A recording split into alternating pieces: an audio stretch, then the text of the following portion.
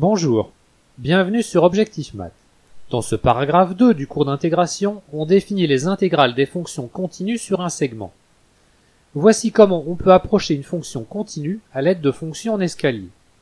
On se donne une fonction continue sur un segment AB et à valeur réelle, ainsi qu'un réel epsilon strictement positif, qui joue le rôle de la marge d'erreur maximale que l'on s'impose.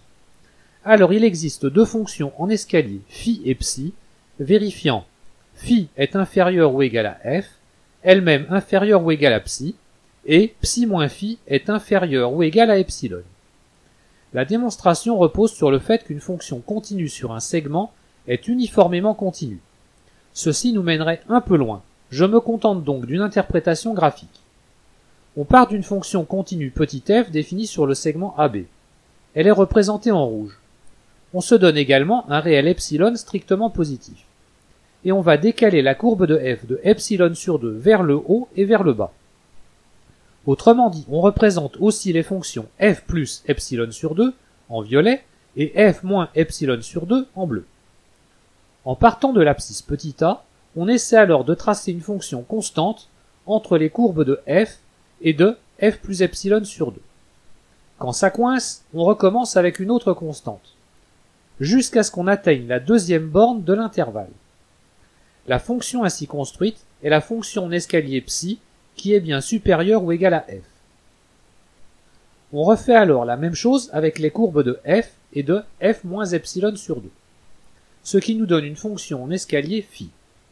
Enfin, l'écart entre phi et psi est bien inférieur à epsilon puisqu'il est plus petit que l'écart entre f moins epsilon sur 2 et f plus epsilon sur 2. Pour la suite, nous aurons besoin des notations suivantes. F désignant une fonction continue sur le segment AB à valeur réelle, on note E plus de f, l'ensemble de toutes les fonctions en escalier sur AB plus grandes que f, et I plus de f, l'ensemble des intégrales sur AB de ces fonctions en escalier. E plus de f est donc un ensemble de fonctions, et I plus de f est un ensemble de nombres réels. On définit de la même façon les ensembles E moins de f et I moins de f, en utilisant cette fois-ci les fonctions en escalier plus petites que f. Visualisons tout ça. On part d'une fonction petit f continue sur le segment AB et à valeur réelle. Voici en violet une fonction en escalier supérieure à f. Cette fonction est donc un élément de E plus de f. Voici maintenant représenté en rose l'intégrale de cette fonction en escalier. Ce réel est un élément de I plus de f. Et de la même façon, en bleu une fonction en escalier inférieure à f, qui est donc un élément de E moins de f. Et en bleu clair son intégrale qui est un élément de I moins de f. Voici le premier résultat concernant ces ensembles. Petit f désignant une fonction continue sur le segment AB à valeur réelle, l'ensemble I moins de f admet une borne supérieure dans R, et l'ensemble I plus de f admet une borne inférieure dans R. En voici la démonstration. On a déjà remarqué que I moins de f est une partie de R. Montrons que cet ensemble est non vide. La fonction petit f étant continue sur le segment AB, on sait qu'elle est bornée et qu'elle atteint même ses bornes. Notons petit m la borne inférieure de f sur le segment AB. Comme je viens de le rappeler, il s'agit même d'un minimum. Et notons grand M la borne supérieure de petit f sur le segment AB. La fonction constante qui a x associe petit m est clairement un élément de E moins de f. Et son intégrale, qui vaut b moins a fois petit m, est donc un élément de I moins de f. On a ainsi prouvé que I moins de f est non vide. Montrons qu'il est majoré.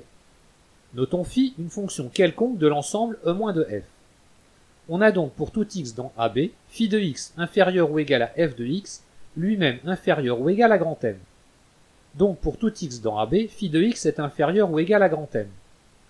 Par croissance de l'intégrale des fonctions en escalier, l'intégrale de phi sur le segment AB est inférieure ou égale à celle de grand M sur le segment AB, c'est-à-dire inférieure ou égale à b moins a, facteur de grand M. Ainsi, on a montré que I moins de f est majoré par b moins a, facteur de m. Récapitulons. I moins de f est une partie non vide et majorée de R. Donc I moins de f admet une borne supérieure dans grand R. On procède de la même façon pour prouver l'existence de la borne inférieure de I plus de f. Le second résultat nous permet de comparer ces deux bornes. La borne supérieure de I moins de f est égale à la borne inférieure de I plus de f. On va effectuer la démonstration en deux temps. On commence par prouver que la borne supérieure de i-de-f est inférieure ou égale à la borne inférieure de i plus de f. Prenons une fonction psi quelconque dans e plus de f. Pour toute fonction phi dans e de f, phi est inférieur ou égal à psi, puisque la fonction f est comprise entre les deux. Donc pour toute fonction phi dans e de f, son intégrale sur ab est inférieure ou égale à celle de psi. L'intégrale de psi sur ab est donc un majorant de i de f. Et la borne supérieure de i de f étant le plus petit de ces majorants, sub de i de f est inférieur ou égal à l'intégrale de psi sur ab. Mais ceci est valable pour toute fonction psi dans e plus de f. Donc sub de i de f est un minorant de i plus de f. Et donc la borne supérieure de i de f est inférieure ou égale à la borne inférieure de i plus de f. Montrons maintenant l'autre inégalité. On se donne un réel epsilon strictement positif quelconque. On a vu qu'il existe deux fonctions en escalier phi et psi encadrant f, et dont l'écart reste inférieur ou égal à epsilon sur b-a, car epsilon sur b-a est aussi un réel strictement positif. Maintenant, la borne inférieure de i plus de f est inférieure ou égale à l'intégrale de psi sur ab, car cette intégrale est un élément particulier de i plus de f. Par la croissance de l'intégrale des fonctions en escalier, on obtient que l'intégrale de psi sur ab est inférieure ou égale à epsilon plus l'intégrale de phi sur ab. Mais cette dernière intégrale est inférieure ou égale à la borne supérieure de i de f. On a donc montré que pour tout epsilon strictement positif, la borne inv de i plus de f est inférieure ou égale à epsilon plus le sub de i de f. En prenant par exemple la limite lorsque epsilon tend vers 0, on obtient que la borne inférieure de i plus de f est inférieure ou égale à la borne supérieure de i de f, ce qui termine la démonstration. Nous pouvons maintenant définir l'intégrale d'une fonction continue sur un segment AB à valeur réelle. F étant une telle fonction, la borne supérieure de i de f, qui est, comme on vient de le voir, égale à la borne inférieure de i plus de f, s'appelle l'intégrale de f sur AB, et on la note de la même façon que l'intégrale d'une fonction en escalier. Il y a cependant une autre notation, en général plus pratique. Si f est une fonction continue sur un intervalle i de r à valeur réelle, et que a et b désignent deux réels dans l'intervalle i, alors l'intégrale de a à b de f de t dt est définie comme l'intégrale de f sur le segment AB lorsque a est inférieur ou égal à b, mais l'intégrale de a à b de f de t dt est définie comme l'opposé de l'intégrale de f sur le segment BA lorsque b est inférieur ou égal à a. Pour terminer ce paragraphe, visualisons l'intégrale d'une fonction continue.